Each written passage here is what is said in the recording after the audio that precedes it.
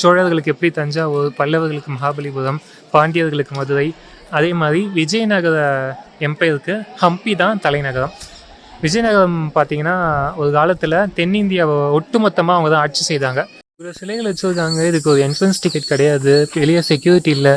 அதெல்லாம் நினச்சா தூக்கிட்டு போயிடலாம். காம்பவுண்ட் வாலும் அவ்வளோ பெருசு கிடையாது, சின்ன காம்பவுண்ட் வால் தான். நைட்டு எகிரி குச்சி வந்து கூட எடுத்துகிட்டு போயிடலாம். புது ரோபோ நாட்டுக்கு பின்னாடி இருக்க எல்லா மானுமெண்ட்ஸுமே பார்த்திங்கன்னா யுனெஸ்கோ வேர்ல்டு ஹெரிட்டேஜ் சைட்டு தான். ஸோ அதில் தென்னிந்தியாவிலேருந்து இதை பிக் பண்ணியிருக்காங்க.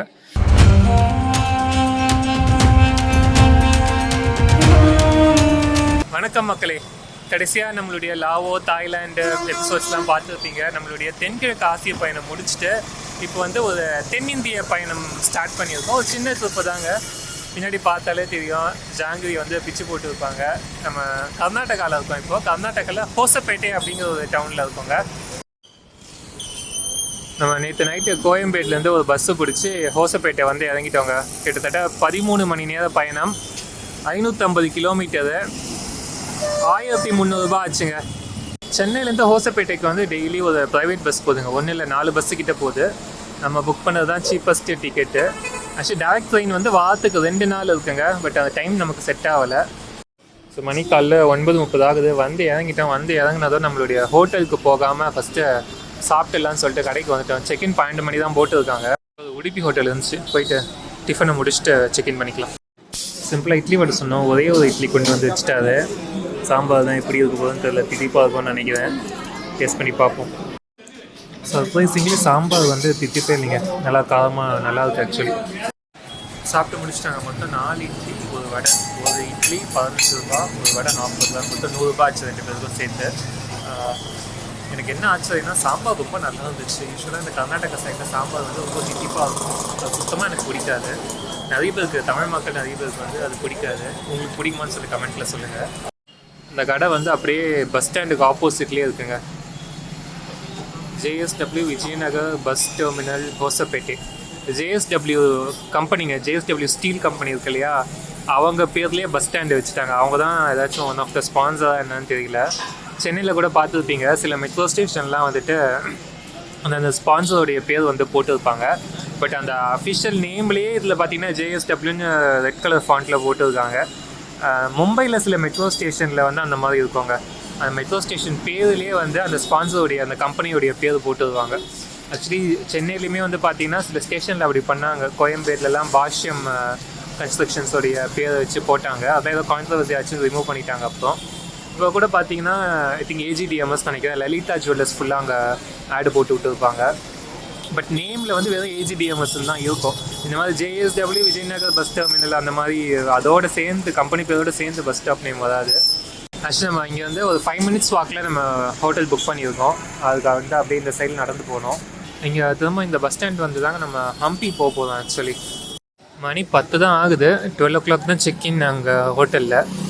அலோவ் பண்ணுவாங்களான்னு தெரியல, பார்ப்போம்.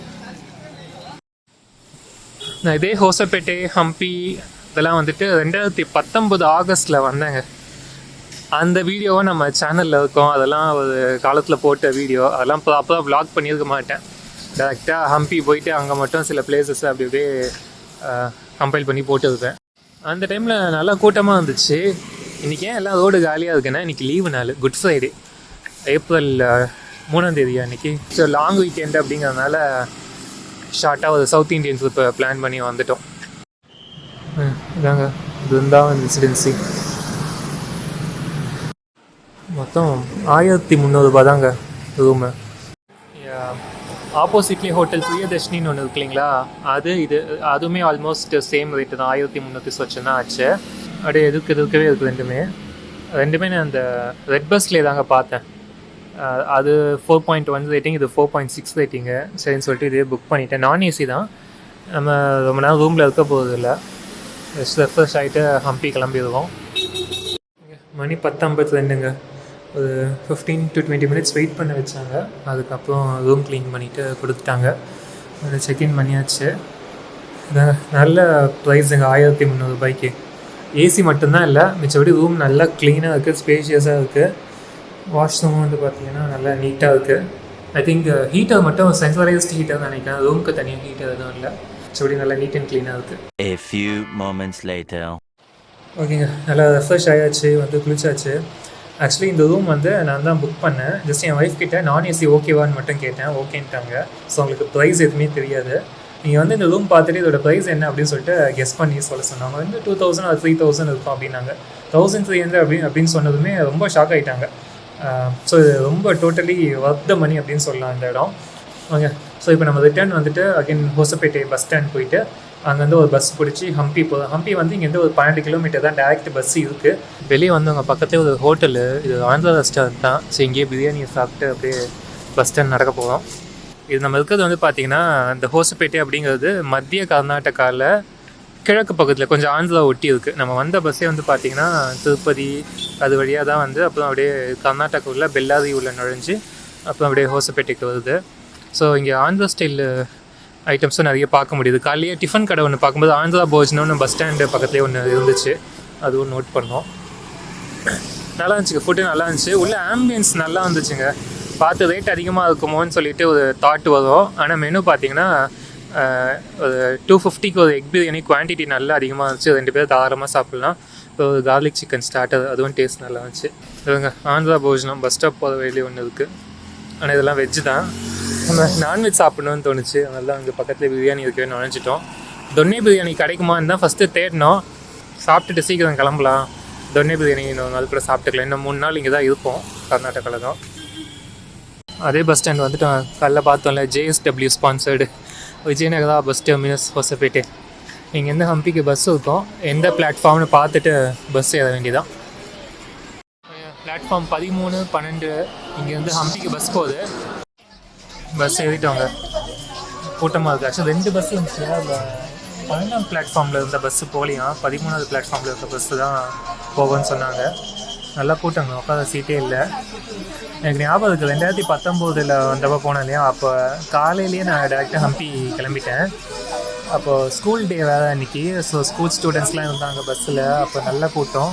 2-3 பஸ்ஸு விட்டு அதுக்கப்புறம் 3வது பஸ்ஸில் தான் 4வது பஸ்ஸில் தான் ஏறி போனேன். அப்படியே நல்ல கூட்டம். இப்போ லீவு நாள், மதியம் டைமு, இப்போ நல்ல கூட்டமாக இருக்குது. டிக்கெட் எடுத்தாச்சுங்க, 40 ரூபா 2 பேருக்கு. ஸோ ஒரு ஆளுக்கு 20 ரூபா தான் டிக்கெட்டு. போன வாட்டி வந்தப்போ 14 ரூபாய் 18 ரூபாய் வந்துச்சு டிக்கெட்டு. இப்போ கொஞ்சம் ஏறி எல்லாம் அந்த கேப்பில் தாங்க நின்றுட்டு இருந்தோம். இப்போ தான் இன்னும் கடைசி 3 கிலோமீட்டர், இப்போ தான் சீட்டு கிடச்சதுக்கு உட்காந்துருக்கு வந்துட்டோங்க. அதுக்குள்ளே வெளியே வந்து எல்லாம் சீட்டு போட ஆரம்பிச்சிட்டாங்க. கர்ச்சீஃபு, கவரு, பேகு, துண்டு எல்லாம் சீட்டு போட ஆரம்பிச்சிட்டாங்க. அதுக்குள்ளே பாருங்க வெளியே எவ்வளோ கூட்டம் நிற்குது பார்த்தீங்களா. வாங்க அடிச்சுக்காங்க வண்டி உள்ள ஏறி சீட்டை பிடிக்கிறதுக்காக. இறங்கவே விடலை. அதுக்குள்ளே எப்போ அப்படியே ஒரு கமோஷன் தான் இங்கே. டக்குன்னு ஃபுல்லாகிடும். அப்படியே பஸ் ஸ்டாண்ட்லேருந்து கொஞ்சம் சைடில் நடந்து வந்தோம். இங்கே நிறைய மாடுகளுக்கு கலர்லாம் அடித்து கொம்பில் பெல்லெல்லாம் கட்டி விட்டுருக்காங்க. என்ன நடக்குதுன்னு தெரியல, பார்ப்போம், வந்து பார்ப்போம். இங்கே ஒரு முக்கியமான டெம்பிள் வந்து விருபக்ஷா டெம்பிளுங்க. அங்கே ஒரு கோபுரம் தெரியுதா, அதுதான் விருபக்ஷா டெம்பிள். இங்கே வந்து பல கோவில்கள் இருக்குது. அதில் வந்து அந்த கோவில் மட்டும்தான் இப்போ ஆக்டிவாக இருக்குது. அதாவது தினம் பூஜை நடக்கிறது எல்லாம் அந்த விருபக்ஷா கோவிலில் மட்டும்தான். ஸோ அதை நோக்கி தான் நடந்துகிட்டு இருக்கோம். அங்கே தான் வந்து இந்த ரெண்டல் பைக்ஸ் கிடைக்கும்னு சொல்லிட்டு பார்த்தேன் ஆன்லைனில். நான் லாஸ்ட் டைம் வந்தப்போ இங்கே அந்த ரெண்டல் பைக்ஸுங்கிற கான்செப்டே கிடையாதுங்க, ஏதோ ஆட்டோஸ் மட்டும் தான் வந்துச்சு. நான் வந்த டைமுக்கு முன்னாடி ரெண்டல் பைக்ஸ் இருந்துச்சு. அதுக்கப்புறம் இந்த ஊர் ஆட்டோக்காரங்களாம் சேர்ந்து ரெண்டல் பைக்ஸ்லாம் இருக்கக்கூடாதுன்னு அதை ஏதோ பேன் பண்ண வச்சு ஆட்டோஸ் மட்டும் தான் ஓட்டுச்சு. அப்போ நான் ஆட்டோலேயே தான் தனியாகலாம் சுற்றி பார்த்தேன். இப்போ ரெண்டல் பைக்ஸ் இருக்குது அப்படின்னு தான் பார்த்தேன். இருக்கணும், போயிட்டு டெம்பிள் கிட்டே போய் பார்ப்போம். அந்த டெம்பிள் தெரியுதுங்களா, இன்றைக்கி ஏதாச்சும் விசேஷமாக என்னான்னு தெரியல. நிறைய கூட்டம் வந்துட்டு போகுது. லீவு 4 நாளுங்க, லீவு நாளுங்கிறதுனால வராங்களா இல்லை ஏதாச்சும் விசேஷமானு தெரியல. இது வந்து நம்ம நடந்தே போயெல்லாம் இங்கே இருக்கக்கூடிய மானுமெண்ட்ஸை சுற்றி பார்க்க முடியாது. ஏன்னா எல்லாமே தள்ளி தள்ளி இருக்குது. எல்லாம் ஒன்றுக்கும் இடையில வந்து பார்த்திங்கன்னா 2-3 கிலோமீட்டர் டிஸ்டன்ஸ் இருக்கும் ஒவ்வொரு மானுமெண்ட்டுக்கும் இடையில.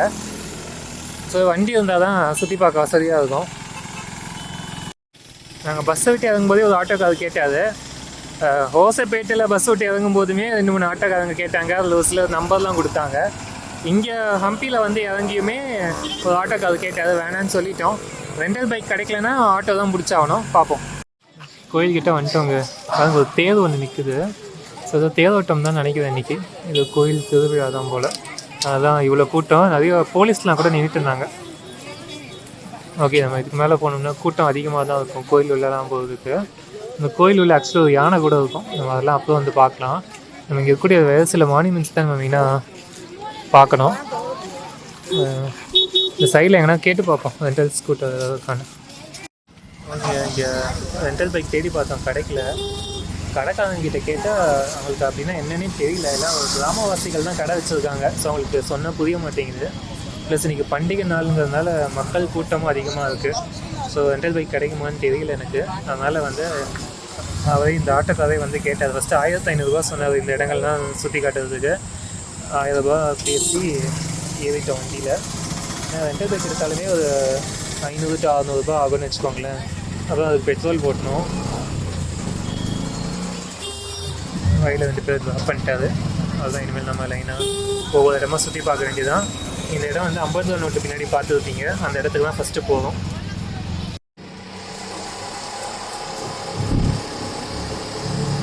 வயலில் இந்த மாதிரி நிறைய விவசாய நிலம் பார்க்கலாம். ஃபஸ்ட் இங்கே விட்டாலா டெம்பிள் என்ட்ரன்ஸ் வந்துட்டோங்க.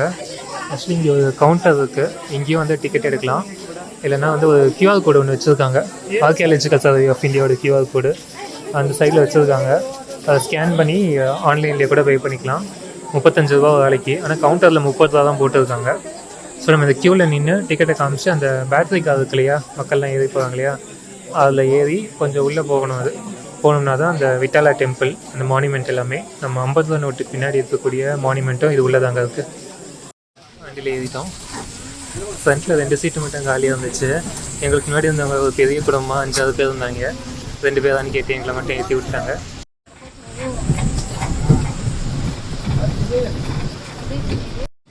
நடந்து கூட போகிறாங்க. ஆக்சுவலி நடந்தும் போகலாம் போல். டிக்கெட் எங்கே செக் பண்ணுறாங்கன்னு தெரியலைங்க. அந்த பேட்டரி காசில் ஏற்றுறதுக்கு முன்னாடியே சிலர்கிட்ட செக் பண்ணுறாங்க. எங்ககிட்ட தான் செக் பண்ணல. சிலர் நடந்தே போகிறாங்க. வந்துட்டோங்க. வந்து டெம்பிள் கிட்டே வந்து இறங்கிட்டோம்.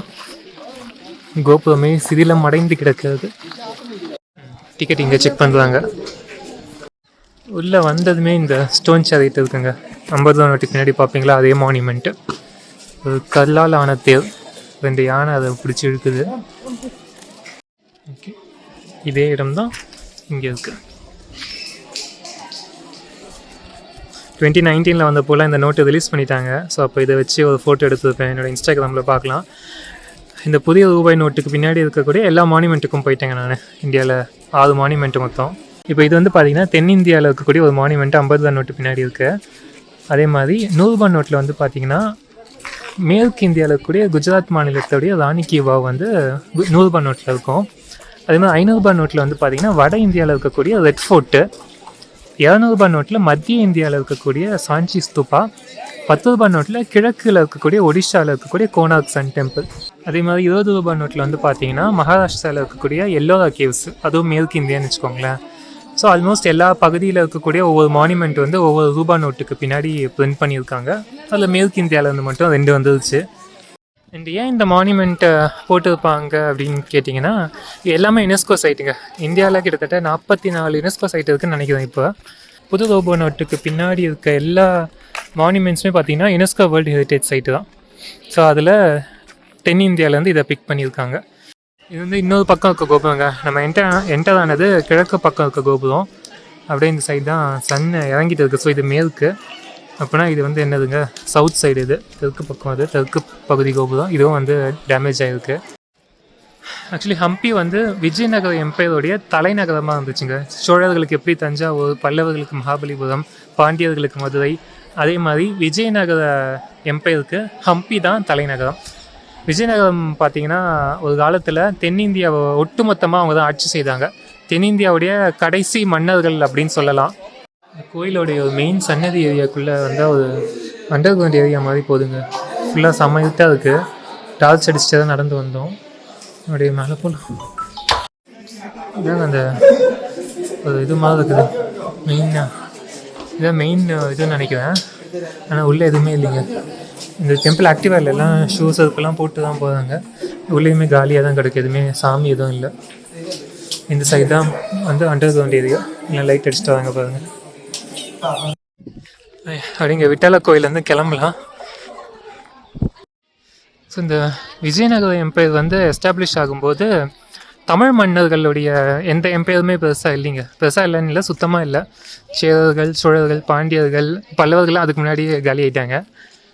ஸோ பேட்டரி காரில் வந்து இறங்கிட்டோம். அதே டிக்கெட் கவுண்டர் ஏரியாவுக்கு ரிட்டன் போய் ஆட்டோவில் ஏறி அடுத்த ஸ்பாட்டுக்கு போகிறோம்.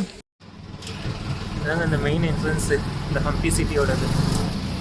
அது வழியாக தான் வந்தோம் நம்ம.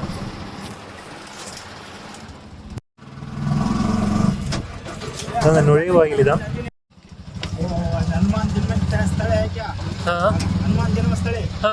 ஓகே, மாடு ஓட்டின்னு போயின்னு இருக்காங்க. நம்ம அடுத்து வந்ததுக்கு இடம் குயின்ஸ் பாத். ராணி வந்து இங்கே தான் குளிப்பாங்களாம் அப்படின்னு சொல்கிறாங்க. அங்கே ஏதோ போர்டு இருக்குது, அதில் தகவல் என்னோடய ஒய்ஃப் படிச்சுட்டு இருக்காங்க. படிச்சுட்டு வந்து கதை சொல்கிறேன். நாங்கள் இது நடுவில் ஏதோ இது வெட்டி விட்டுருக்காங்க. அது அந்த சைடு யாரும் போகக்கூடாதுன்னு சொல்லிட்டு இங்கே என்ன தண்ணியை ஊற்றி முதலெல்லாம் போட்டு வச்சுருப்பாங்களா அந்த காலத்தில், தெரியல, சும்மா விளையாட்டாக சொல்கிறேன் நான். சரி போய் பார்ப்போம். இந்த சைடும் வந்து ஃபுல்லாக வெட்டி விட்டுருக்காங்க. வழி எங்கே தான் இருக்குது? இங்கே அந்த சைடு வழி இருக்குன்னு நினைக்கிறேன். இந்த விஜயநகர எம்பையர் வந்து பார்த்திங்கன்னா 1300லேருந்து 1600 இந்த 300 சொச்சம் ஆண்டுகள் வந்து ஆட்சி புரிஞ்சாங்க. அதில் வந்து பார்த்தீங்கன்னா 1565 பேட்டில் ஆஃப் டலிகொண்டா அப்படின்னு சொல்லிட்டு ஒன்று நடந்துச்சுங்க. அதில் தான் வந்து பெரிய வீழ்ச்சியை கண்டாங்க. அப்போ தான் வந்து ஹம்பியை வந்துட்டு டெக்கான் சுல்தானேட் முஸ்லீம் மன்னர்கள் வந்து இந்த இடத்த கைப்பற்றி ஹம்பியை வந்து அவங்க பிடிச்சிட்டாங்க. அதுக்கப்புறம் தான் விஜயநகர எம்பையருடைய கேபிட்டல் இன்னும் 2 இடங்களுக்கு மாறி அவங்களுடைய கடைசி கால கேபிட்டல் வந்து வேலூர் தாங்க. விஜயநகர எம்பையருடைய முதல் கேபிட்டல் ஹம்பி, கடைசி கேபிட்டல் வந்து வேலூர். விட்டாலா டெம்பிளில் பார்த்தீங்க இல்லையா, நிறைய அங்கே இருக்கக்கூடிய கோபுரங்கள்லாம் ரொம்ப டேமேஜ் ஆயிருந்துச்சு. அதெல்லாம் வந்து அந்த பேட்டில் ஆஃப் டலிகொண்டா சமயத்தில் அதுக்கப்புறம் நடந்த பல யுத்தங்களில் டேமேஜ் ஆனது தான். அதுக்கப்புறம் சுல்தானேட் இந்த இடத்த பிடிச்சி அவங்க ஆட்சி புரிஞ்சிட்டு இருந்தாங்க. விஜயநகர எம்பையர் அப்படியே கொஞ்சம் கொஞ்சமாக குறைஞ்சிட்டே வந்து கடைசியாக வேலூர் தலைநகரமாக இருந்துச்சு. அதுக்கப்புறம் அதுவும் காலியாச்சு. அதுக்கப்புறம் முஸ்லீம் ரூலர்ஸ் வந்தாங்க, பிரிட்டிஷ் உள்ளே வந்தாங்க, ஃப்ரெஞ்சு உள்ளே வந்தாங்க. ஸோ அப்படியே மாறிடுச்சுங்க எல்லாம். இந்த ஒரு இடத்துல தாங்க வழி இருக்குது, திரும்ப இந்த மாதிரி வெட்டி விட்டு இருக்காங்க. நம்ம அந்த சைட்லேருந்து தான் வந்தோம். நம்ம அப்படியே அப்படி போயிட்டோம். இந்த சைடு வந்தாலே வழி இருக்கும். ஆக்சுவலி பாதை இருக்குது, இது உள்ளே போகலாமா? இது வந்து என்ன பர்பஸ்ஸு, யார் யூஸ் பண்ணாங்க அப்படின்னு எதுவும் தெரியலைங்க. அந்த போர்டில் அப்படி தான் போட்டு வந்திருக்கு. பட் இது வந்து குயின்ஸ் பாத் அப்படின்னு அழைக்கப்படுது. என்ன காரணம்னு தெரியல. அங்கே ஒரு படிக்கட்டு இருக்கு இல்லைங்களா, ஐ திங்க் அது வழியாக தான் அப்படியே தண்ணி உள்ள இறங்குவாங்கன்னு நினைக்கிறேன். இல்லை காஞ்சி போய் கிடக்கு. அடுத்து நம்ம வந்திருக்க இடத்துல வந்து பார்த்திங்கன்னா இது லோட்டஸ் மஹால். இது வந்து குயின்ஸ் பேலஸோட பேஸ்ன்னு போட்டு இருக்காங்க. ஆனால் அதில் என்ன சொல்கிறாங்கன்னா ஆர்கியாலஜிக்கல் எவிடன்ஸ், ஹிஸ்டாரிக்கல் எவிடன்ஸ் எதுவுமே இல்லை அப்படின்னு தான் இவங்க போட்டிருக்காங்க. பட் இங்கே உள்ளூரில் இது குயின்ஸ் பேலஸோடைய பேஸ்மெண்ட்டுன்னு அறியப்படுது. அங்கே வந்து பார்த்திங்கன்னா ஒரு வாட்ச் டவர் ஒன்று இருக்குது. அங்கே ஒரு குரங்கு ஒன்று உட்காந்து ஏதோ சாப்பிட்டுக்கிட்டு இருக்குது. இங்கே ஒரு வாட்ச் டவர் இருக்குது. அதே மாதிரி அந்த சைடில் அந்த மரத்துக்கு பின்னாடி ஒன்று பார்த்தோம் இல்லையா, அது ஒன்று இருக்குது. பல இடங்களில் இந்த மாதிரி வாட்ச் டவர் வச்சுருக்காங்க போல், எதிரிகள் வந்தாங்கன்னா மானிட்டர் பண்ணுறதுக்காக. அப்படியே இது உள்ளே போகணும்னா எலிஃபென்ட் ஸ்டேபிள்னு ஒன்று இருக்குங்க. யானைகளை வந்து அங்கே தான் வச்சுருப்பாங்க. அவங்களுடைய ஒரு இராணுவ பேஸ் மாதிரி இந்த இடம் வந்து இருக்கும்னு நினைக்கிறேன். இது உள்ளே போனால் தாங்க எலிஃபென்ட் ஸ்டேபிள். ஓமா இது இருக்குங்க, இதுதான் எலிஃபென்ட் ஸ்டேபிள். ஒவ்வொன்றுலேயும் ஒரு யானையை வந்து நிறுத்தி வச்சு கட்டி வச்சுருப்பாங்கன்னு நினைக்கிறேன். கட்டி அதுக்கு தீனி போட்டு வாங்க அது உள்ளே போய் பார்ப்போம். பட் இங்கே ஒன்று போட்டிருக்காங்க, இது வந்து எலிஃபென்ட் ஸ்டேபிள் ஆர்எல்ஸ் இது வந்து பேலஸ் செக்ரட்டரியேட்டாகவும் இருக்கும் அப்படின்னு சிலர் ஆர்கியூ பண்ணுறாங்களாம். இப்போ எங்கள் வாட்ச் டவர்ஸ் வந்து பார்த்திங்கன்னா 3 வாட்ச் டவர் இருக்குது. எல்லாமே வந்து பார்த்திங்கன்னா இண்டோ இஸ்லாமிக் ஆர்கிடெக்சரல் ஸ்டைலுன்னு போட்டுருக்காங்க. ஏன்னா விஜயநகர எம்பையர் வந்து ரூல் பண்ணது 1300லேருந்து 1600 இந்த இடைப்பட்ட காலத்தில். அந்த சமயத்தில் வந்து பார்த்திங்கன்னா வட இந்தியாவில் ஆல்ரெடி இஸ்லாம் மன்னர்கள் வந்து ஆட்சி பிடிச்சிட்டாங்க. ஸோ அந்த இன்ஃப்ளூயன்ஸும் கொஞ்சம் லைட்டாக இங்கே இருந்துருக்கு. இப்போ அதுங்க அந்த பிரெய்லிலையும் வந்து வச்சுருக்காங்க. ஸோ இது வந்து 3 மொழிகளில் இருக்குது, கன்னடம், ஹிந்தி, இங்கிலீஷு. அது இல்லாமல் பிரெய்லிலையும் இருக்கான இது எந்த அளவுக்கு எஃபெக்டிவாக இருக்குன்னு தெரியலைங்க. கரெக்டாக மெயின்டைன் பண்ணுவாங்களா அப்படின்னு தெரியல. எலிஃபென்ட் ஸ்டேபிள் அங்கே இருக்குங்க, அது இன்னும் பார்க்கல. அதுக்கு முன்னாடி அப்படியே இங்கே நடந்து வந்தோம். இங்கே நிறைய இந்த மாதிரி ரூயின்ஸ் அப்படிம்பாங்க, இந்த மாதிரி பாழடைஞ்ச கோவில்கள், மானுமெண்ட்ஸு. இதாங்க எலிஃபென்ட் ஸ்டேபிள். இந்த மாதிரி 11 இது இருக்குது மொத்தமாக. ஸோ உள்ளே வந்தோம்னா இப்படி தான் இருக்குது. அப்படியே இந்த சைடு வந்து பார்த்திங்கன்னா பக்கத்து கம்பார்ட்மெண்ட்டுக்கு வழி, அப்படியே போயிட்டே இருக்க வழி. இந்த 11 இது இருக்குங்க, போய் பார்ப்போம் முடியும்.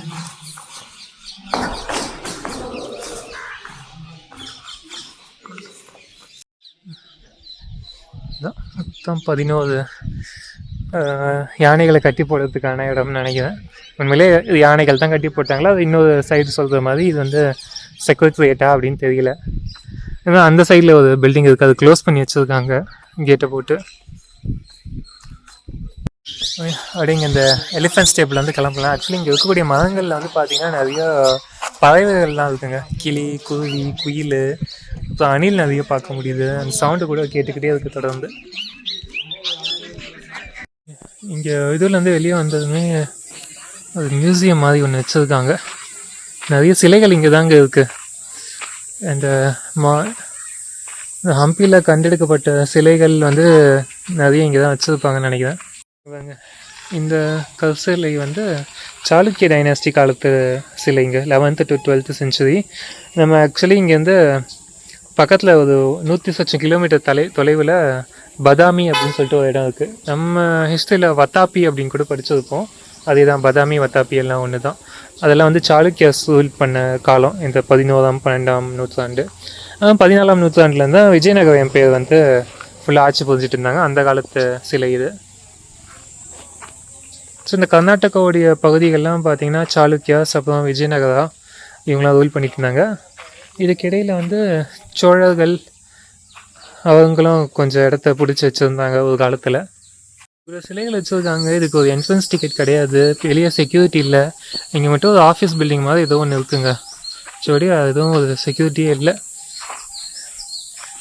என்னென்னா இந்த இது எல்லாமே அப்படியே இதோட சிமெண்ட் பண்ணி வச்சுருக்காங்க. அதனால அப்படியே லைக்காக எடுத்துகிட்டு போக முடியாது. பட் இதெல்லாம் நினச்சா தூக்கிட்டு போயிடலாம். நிறைய கற்கள்லாம் இருக்கு இல்லையா, சிலைகள்லாம் இருக்குது. அதெல்லாம் நினச்சா தூக்கிட்டு போயிடலாம். காம்பவுண்ட் வாலும் அவ்வளோ பெருசு கிடையாது, சின்ன காம்பவுண்ட் வால் தான். நைட்டு எகிரி குச்சி வந்து கூட எடுத்துகிட்டு போயிடலாம். ஆக்சுவலி 1980களில் தான் இந்த ஹம்பியை வந்து யுனெஸ்கோ வேர்ல்டு ஹெரிட்டேஜ் சைட்டாக அறிவிச்சாங்க. இப்போ 90களிலே வந்து பார்த்திங்கன்னா இதை வந்து ஒரு என்டேஞ்சர்டு சைட்டாக, ஆபத்தில் இருக்குது அப்படின்னு சொல்லிட்டு அறிவிச்சாங்க. ஏன்னா அந்தளவுக்கு பராமரிக்கப்படலை அப்படின்னு சொல்லிட்டு. அதுக்கப்புறம் கொஞ்சம் எக்ஸ்ட்ரா ஃபண்டிங்லாம் கொடுத்து ஓரளவுக்கு பராமரிக்க ஆரம்பித்தாங்க. பட் அப்போனும் சில இடங்கள்லாம் இப்படி தான் இருக்குது, ப்ராப்பர் செக்யூரிட்டி இல்லாமல்.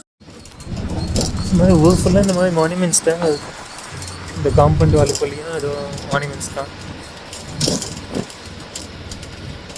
அடுத்து இந்த சன்செட்டுக்கு முன்னாடி ஒரு ஸ்பாட்டுங்க. இங்கே பெரிய இது லக்ஷ்மி நரசிம்ம சிலையானது இதாங்க. பக்கத்துலேயே வந்து ஒரு லிங்கம் இருக்குங்க தண்ணிக்குள்ள, அதுவும் போய் பார்க்கலாம். சிலையை பற்றி போட்டுருக்காங்க. இது வந்து 6.7 மீட்டர் தான். இது எப்போனா கிருஷ்ணதேவராயர் காலத்தில் நிறுவப்பட்ட சிலைங்க. ஸோ விஜயநகர எம்பையர்லேயே கிருஷ்ணதேவராயர் தான் ரொம்ப ஃபேமஸான ஒரு மன்னர். அவருடைய அவையில் தான் தெனாலிராமன்லாம் இருந்தார். ஸோ நம்ம தெனாலிராமன் கதைகள்லாம் சின்ன வயசில் நிறைய பார்த்துருப்போம், படிச்சிருப்போம். ஸோ இவர் கிருஷ்ணதேவராயருடைய ஆட்சி காலத்தில் தான் வந்து விஜயநகர எம்பையர் வந்து அதோடைய பீக்கை வந்து ரீச் ஆச்சு.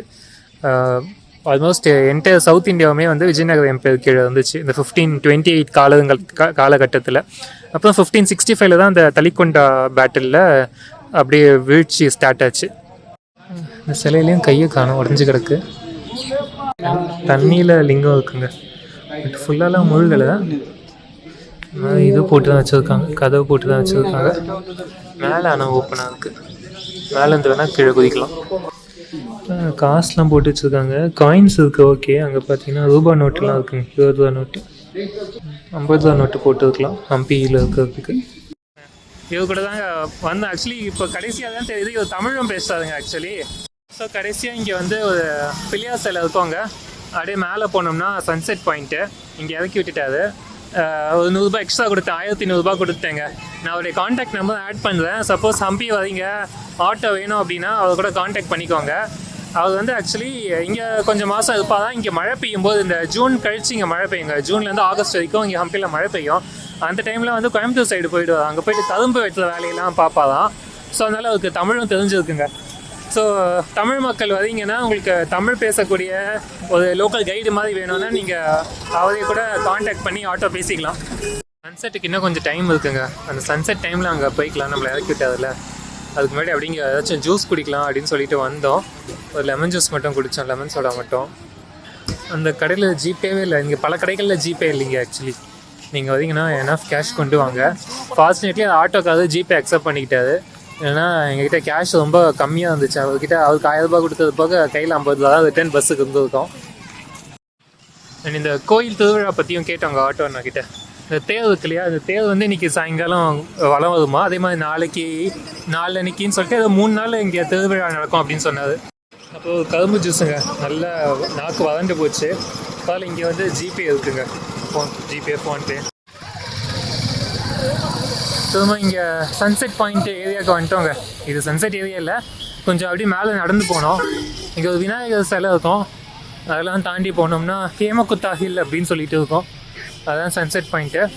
நம்மளோட ஆட்டோ டிரைவர் இங்கே தாங்க இறக்கி விட்டார். இறங்கி நம்ம தண்ணி தாகமாக இருக்குதுன்னு சொல்லிட்டு அப்படியே நடந்து போய் ஃபஸ்ட்டு ஒரு லெமன் ஜூஸு, அப்புறம் கரும்பு ஜூஸு, அப்புறம் அதுவும் பத்தலன்ட்டு ஒரு பாதாம் மில்க்லாம் குடிச்சிட்டு திரும்ப அப்படியே இன்சைட் நடந்து வந்துட்டோம். நல்லா வெயில் டைம், ஏப்ரல் மாதம் இல்லை, ஏப்ரல் 3 இன்னைக்கு, குட் ஃப்ரைடே. அப்படியே நடந்து வந்தோம்னா டாப் பாயிண்ட் வருதுங்க. இந்த மாதிரி சன்செட் க்ளவுடியாக இருக்குது சன்செட் ஆகிற இடத்துல. இந்த சன்செட் ஏரியாவில் இருக்கோங்க. இப்போது அந்த ஹரைசானில் சன்செட் ஆகுது பார்க்க முடியும்னு நினச்சோம். லாஸ்ட் டைம் 29 வந்தப்போ அப்படியே சூப்பராக அப்படியே அந்த ஹரைசானில் சன்செட் ஆகி அப்படியே ஸ்கைஸ்லாம் அப்படியே வானமே அப்படியே ஒரு மாதிரி ஆரஞ்சு கலரில் சூப்பராக இருந்துச்சு. பட் இங்கே அங்கே ஒரு மாதிரி கொஞ்சம் க்ளவுடியாக இருக்குது, அதனால் நமக்கு ப்ராப்பராக சன்செட்டை பார்க்க முடியாதுன்னு நினைக்கிறேன். பட் இந்த சைடில் பாருங்கள், ஒரு குரங்கு அப்படியே உட்காந்துட்டு இருக்கு. இங்கே நிறைய பேர் ஆக்சுவலி சன்செட்காக வந்து ஃபோட்டோலாம் எடுத்துகிட்டு இருக்காங்க. இந்த குரங்கு இங்கே வந்து செட்டில் ஆயிடுச்சு. மணி 6:30ங்க. செக்யூரிட்டி வந்து எல்லாரையும் அனுப்ப ஆரம்பிச்சிட்டாரு. இந்த மெயின் விருப்பக்ஷா கோவிலில் லைட் எல்லாம் போட்டாங்க. இந்த தேர் ஊர்வலம் சாயங்காலம்னு தான் நினைக்கிறேன், தெரியல, என்ன எதுவும் ஸ்டார்ட் பண்ண மாதிரி தெரியல. பட் நாளைக்கு காலையிலையும் இருக்கும்னு சொன்னார். இப்போ தாங்க அந்த வானம் கொஞ்சம் நல்லா செக்கச்சி வந்த வானமாக மாறிட்டு வருது கொஞ்சம் கொஞ்சமாக. இப்போ தான் வந்து இந்த சன்செட் டைம் 6:38 தான் சன்செட்டுன்னு போட்டிருந்தாங்க. ஸோ சன்செட் ஆனதுக்கப்புறம் தான் நமக்கு அந்த வானமே அப்படியே கலர் வந்து மாறிட்டு இருக்குது. ஆனால் சன்செட் ஆகுது நம்ம அந்த ஹரைசானில் அந்த இதில் பார்க்க முடியல கடைசி பாயிண்ட் வரைக்கும். இப்போ சன்செட் ஆனதுக்கப்புறம் அப்படியே வானம் மாறிட்டு வருது. ஆனால் இப்போ செக்யூரிட்டி எல்லாரையும் அனுப்பிச்சி விட்டாரு. என்ன பண்ணுறது, இன்னும் கொஞ்ச நேரம் உட்கார விட்டால் இன்னும் அழகாக சேஞ்ச் ஆகும் கலரெல்லாம், அப்படியே வானத்தோட கலரு. இந்த ஹம்பி வந்து இந்த தென்னிந்திய வரலாற்றில் ஒரு முக்கியமான இடங்க. தென்னிந்தியாவில் பல்வேறு மன்னர்கள் ஆட்சி செஞ்சுருக்காங்க. நிறைய கிங்டம்ஸ் வந்து இங்கே வந்து போயிருக்கு. அதில் கடைசியாக இந்த கிங்டம் வந்து விஜயநகர கிங்டம் தான், அதோடைய தலைநகரம் ஹம்பி.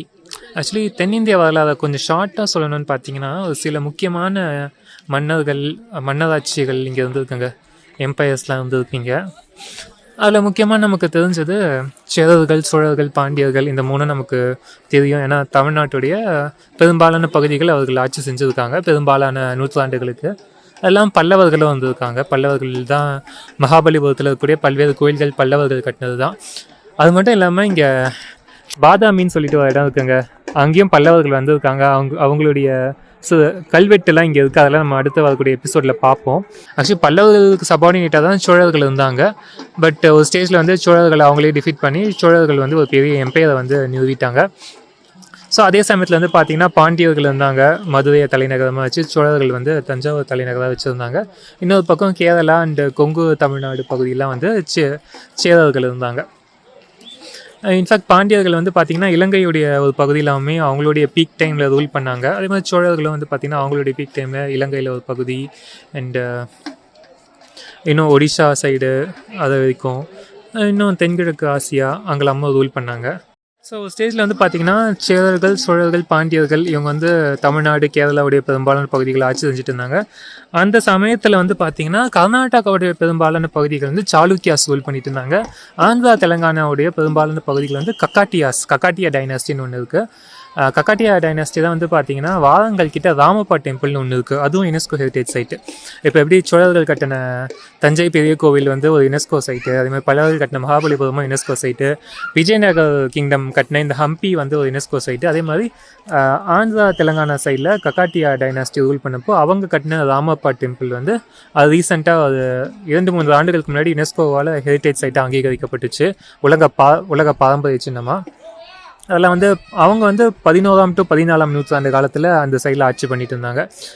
அதுக்கப்புறம் தான் வந்து பார்த்திங்கன்னா ஒரு ஸ்டேட்டில் வந்து சோழர்களும் வந்து பாண்டியர்கள்கிட்ட தோற்று போயிடுவாங்க. பெரும்பாலான தெற்கு பகுதிகள்லாம் வந்து பார்த்திங்கன்னா இந்த நாயக்கர்கள் வந்து ஆட்சி பண்ணிட்டு இருந்தாங்க. மதுரை நாயக்கர்ஸ்லாம் தெரியும். அவங்களாம் வந்து பார்த்திங்கன்னா விஜயநகர எம்பையருடைய சபார்டினேட்ஸாக தான், விஜயநகர எம்பையருக்கு கீழே இருக்கக்கூடிய ஒரு சிறு மன்னர்களாக தான் அவங்களாம் ரூல் பண்ணிட்டு இருந்தாங்க, மதுரை நாயக்கர்கள் எல்லாமே. ஸோ ஒரு ஸ்டேஜில் வந்து பார்த்திங்கன்னா சோழர்களுடைய டாமினன்ஸ் அதிகமாக இருந்துச்சு ஒரு 10ஆம் நூற்றாண்டு காலத்தில். அந்த டைம் தான் வந்து அவங்க தென்கிழக்கு ஆசியா வரைக்கும் ரூல் பண்ணாங்க. அதுக்கப்புறம் வந்து பார்த்திங்கன்னா சோழர்களுடைய டாமினன்ஸ் குறையுது. பாண்டியர்கள் வந்து சேரர்கள் எல்லாத்தையும் டிஃபீட் பண்ணி பாண்டியர்கள் ஃபுல் டாமினன்ஸோடைய சவுத் இந்தியாவை ரூல் பண்ணிட்டு இருக்காங்க. அப்போ தான் வந்து பார்த்திங்கன்னா விஜயநகர எம்பையர் 14ஆம் நூற்றாண்டில் தான் விஜயநகர எம்பையர் வந்து வளர்ந்து வருது.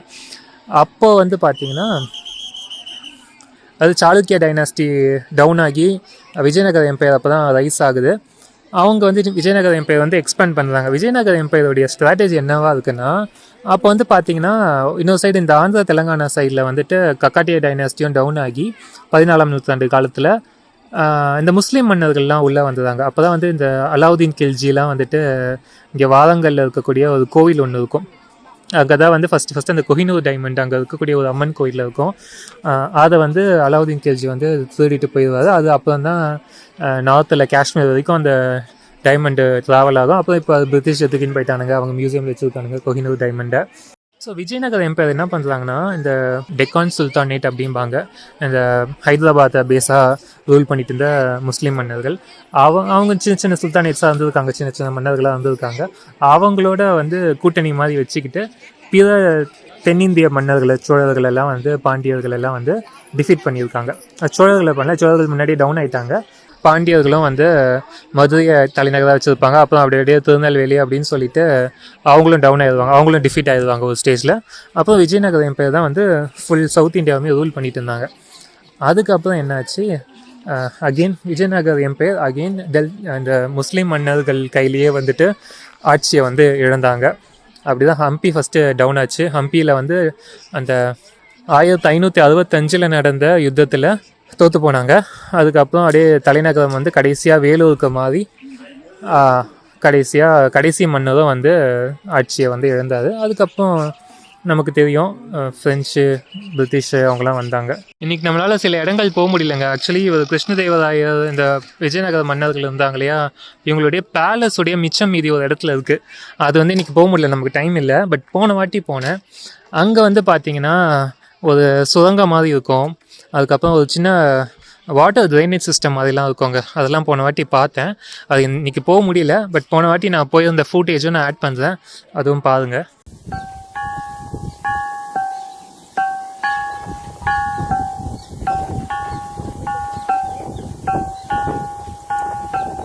வாங்க, இப்போ டைம் ஆக ஆக அப்படியே வானம் சூப்பராகிட்டு இருக்குங்க. மணி வந்து 7 ஆக போகுது. ரிட்டன் ஹோசப்பேட்டை பஸ் ஏறிட்டோங்க. இப்போ இது ஆல்மோஸ்ட் கடைசி பஸ்ஸாக இல்லை எத்தனாவதுன்னு தெரியல. மணி ஆல்மோஸ்ட் 8 ஆக போகுது. ஜாலியாக தான் இருக்குது, சீட்டும் கிடச்சிருச்சு. திரும்ப ஹோசப்பேட்டை பஸ் ஸ்டாண்டே வந்து இறங்கிட்டோம். அப்படியே தான் டின்னர் சாப்பிட்டுட்டு சிம்பிளாக இட்லி தோசை எதையும் சாப்பிட்டுட்டு ரூம் போயிட்டு படுத்து தூங்க வேண்டியதான். ரெண்டு ஒரு முக்கியமான விஷயங்க, நான் இந்த எபிசோடு ஃபுல்லாமே வந்து ஃபோனில் தான் நான் ரெக்கார்ட் பண்ணியிருக்கேன். நான் ஆல்ரெடி நம்ம லாவோஸில் சொன்ன மாதிரி கோப்ரோவில் இஷ்யூனால அதை யூஸ் பண்ண முடியலங்க. நம்ம அடுத்த ட்ரிப்பில் வந்து ஒரு புது கேமராவில் தான் எடுக்க போகிறோம். ஸோ இந்த ட்ரிப்பு மட்டும் ஃபுல்லாக ஃபோனில் தான். ஸோ கொஞ்சம் ஆடியோவில் ஏதாச்சும் இஷ்யூ இருந்தால் அட்ஜஸ்ட் பண்ணிக்கோங்க. ஓகே, இதோட இந்த விலாகை நான் முடிக்கிறேங்க. நம்ம அடுத்த விலாகில் வந்துட்டு இங்கேருந்து பதாமி போக போதும் ஒரு ட்ரெயின் பிடிச்சி. ஸோ அங்கே இருக்கக்கூடிய சில முக்கியமான ஸ்பாட்ஸு, ஹிஸ்டாரிக்கல் ஆர்கியாலஜிக்கல் ஸ்பாட்ஸ்லாம் பார்க்க போகிறோம். அங்கே இருக்கக்கூடிய ஒரு தமிழ் கல்வெட்டை நான் உங்களுக்கு காமிக்கிறேன். நான் அந்த இடத்துக்கும் வந்து லாஸ்ட் டைம் போய் நான் போய் அந்த இடத்தெல்லாம் பார்த்தேன் நான், பட் அதெல்லாம் vlog பண்ணல நான் அப்போது. ஸோ அதெல்லாம் நீங்கள் அடுத்த vlogல பார்ப்பீங்க. ஸோ இப்போதைக்கு இதை முடிக்கிறேங்க. Good night.